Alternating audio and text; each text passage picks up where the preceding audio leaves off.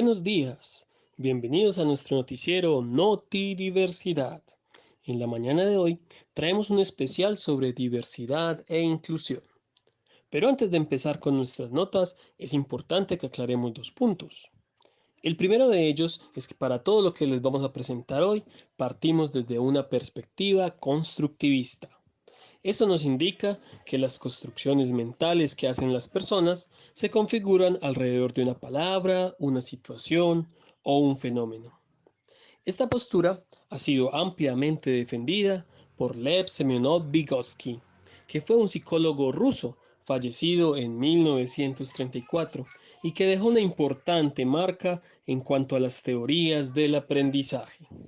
Uno de los puntos más importantes defendidos por Vygotsky es la importancia de la cultura, pues las palabras con las que hacemos nuestras construcciones mentales no son entregadas por la cultura.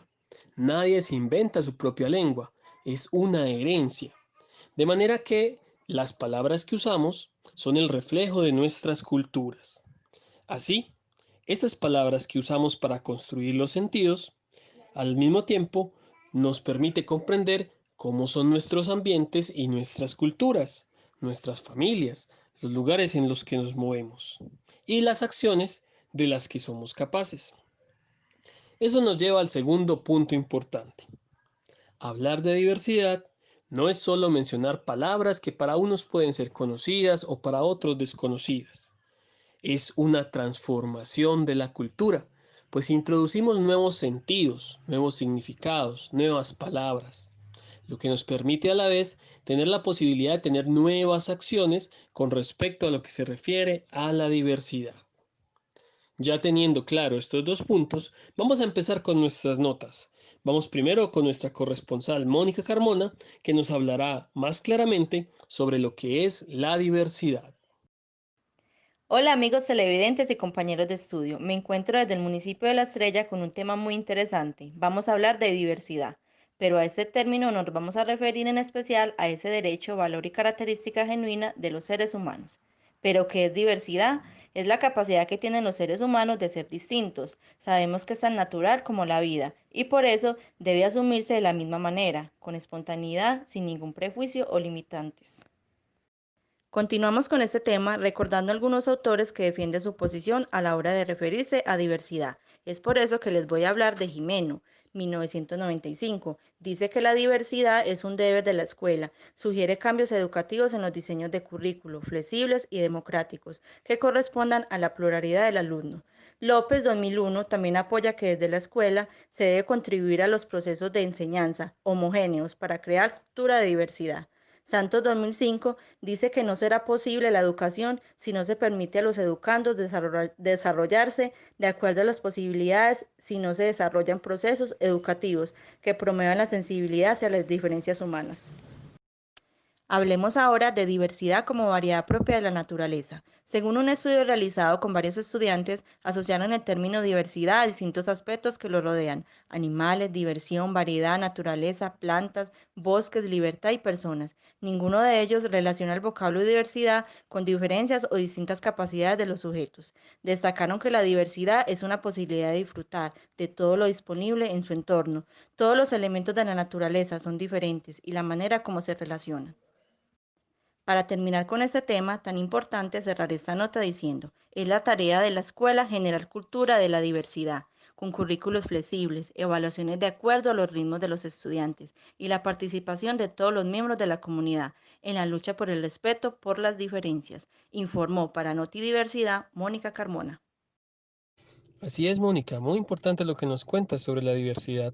Y es que tenemos que tener en cuenta que al hablar de diversidad, la primera gran diversidad a la que nos enfrentamos todos los seres humanos es la diversidad genética, que se manifiesta especialmente en nuestras diferencias sexuales.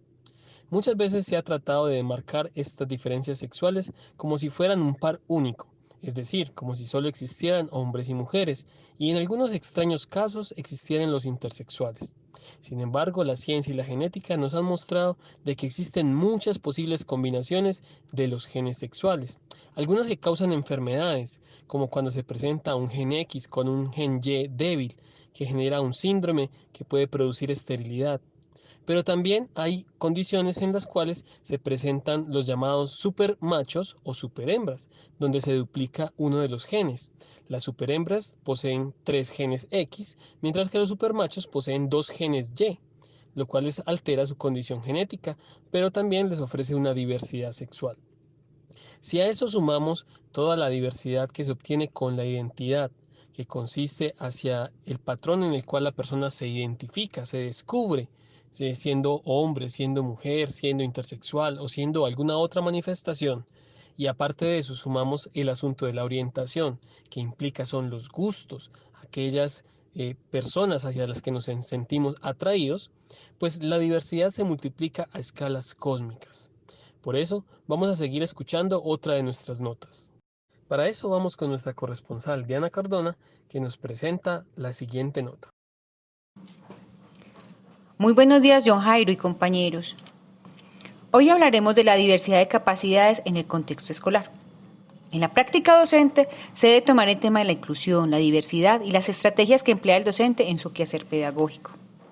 Este cotidianamente se encuentra con una población heterogénea de estudiantes, donde se da un acercamiento basado en la observación y el diálogo, para poder así identificar en sus alumnos sus individualidades. Y en el momento de construir conocimientos, identificar sus emociones, capacidades, necesidades, dando así la oportunidad a los docentes de fortalecer sus actitudes y aptitudes. Y también emplear los 3 pilares de la educación, los cuales son el respeto, la atención y la diversidad, para poder así promover una nueva sociedad. Muchas gracias, Diana, qué interesante. Pero tengo entendido que tienes algo más para contarnos. ¿De qué se trata? Muchas gracias, compañero. Procederemos con otro punto muy importante, que es el tema de los hallazgos investigativos del desempeño académico como factor de reconocimiento, posicionamiento y competencia en las aulas. En cuanto al rendimiento académico y relacionado con la diversidad de capacidades, tomaremos 6 preguntas realizadas por un profesor a varios de sus alumnos. Primera pregunta: ¿tienes buen desempeño académico? Segunda: ¿sientes que eres reconocido en la escuela por algún aspecto académico? Tercera: ¿qué debes hacer para merecer este reconocimiento académico? Cuarto: ¿cómo te va en el área de matemáticas? Quinto: ¿tu profesor de matemáticas sabe que tienes talento? Sexto: ¿en qué has notado que alguno de tus compañeros o compañeras sean más inteligentes que tú? Le daremos una respuesta a estas 6 preguntas de una forma global, ¿cierto? En el aula, la diversidad de capacidades, la competencia académica, genera la exclusión porque solo se le da el reconocimiento a aquellos estudiantes que obtienen excelentes notas, que ocupan los primeros puestos, y en ocasiones algunos docentes ponen sus expectativas en los logros de esos estudiantes, olvidando o ignorando a los otros alumnos, los cuales tienen otras capacidades y cualidades en otras áreas, y a la vez esa falta de reconocimiento generan en estos jóvenes sentimientos de frustración, se sienten menos que sus iguales y afecta en ocasiones su autoestima.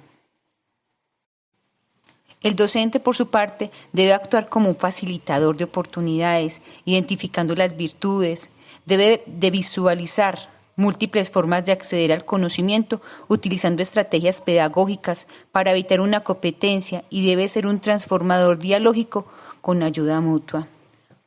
Seguimos en estudio.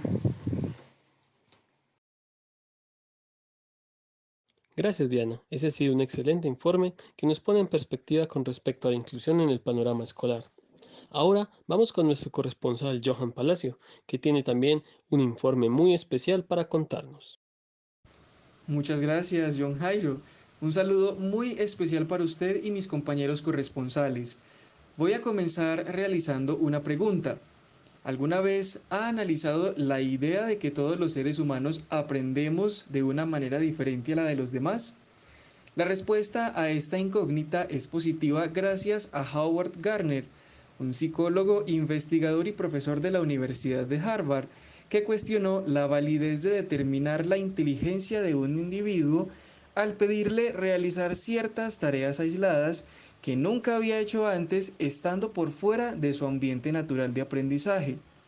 Gracias a este experimento, Gardner se percató de la necesidad de crear una nueva teoría a la que llamó de las inteligencias múltiples, mediante la cual se propuso ampliar los alcances del potencial humano al asociar la inteligencia con la resolución de problemas y la creación de un ambiente que represente un contexto rico y de actividad natural.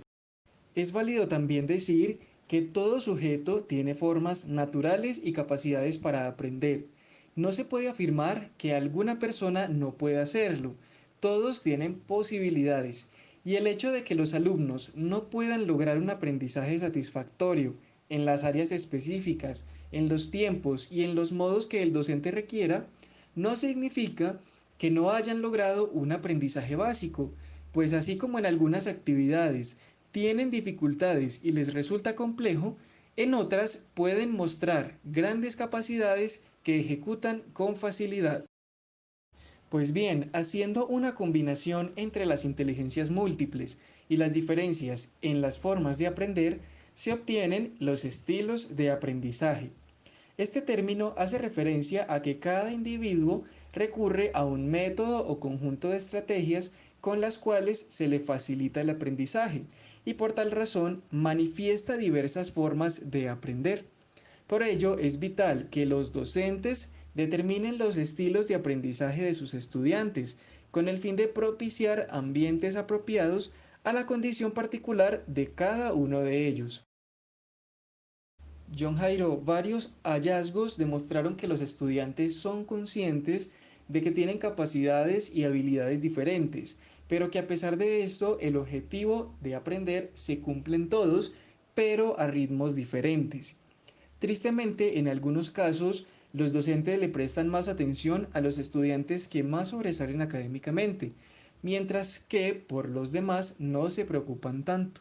Lo correcto es, en estos casos, que los docentes planteen estrategias pedagógicas que les permitan identificar las capacidades que los alumnos poseen para encontrar formas apropiadas que faciliten el aprendizaje de todos los estudiantes desde las diferencias que los caracterizan. En esto radica la importancia de poder analizar esta realidad para permitir el diseño de currículos flexibles que garanticen los procesos de aprendizaje y que sean incluyentes, y sobre todo con oportunidades de permanencia en la escuela. Por ahora, esta es toda la información que les comparto para Notidiversidad. Sigan ustedes en estudio con más noticias. Muchas gracias, Johan, por ese importante informe. Y con esta última nota llegamos al final de su noticiero Noti Diversidad. Los esperamos para una próxima emisión.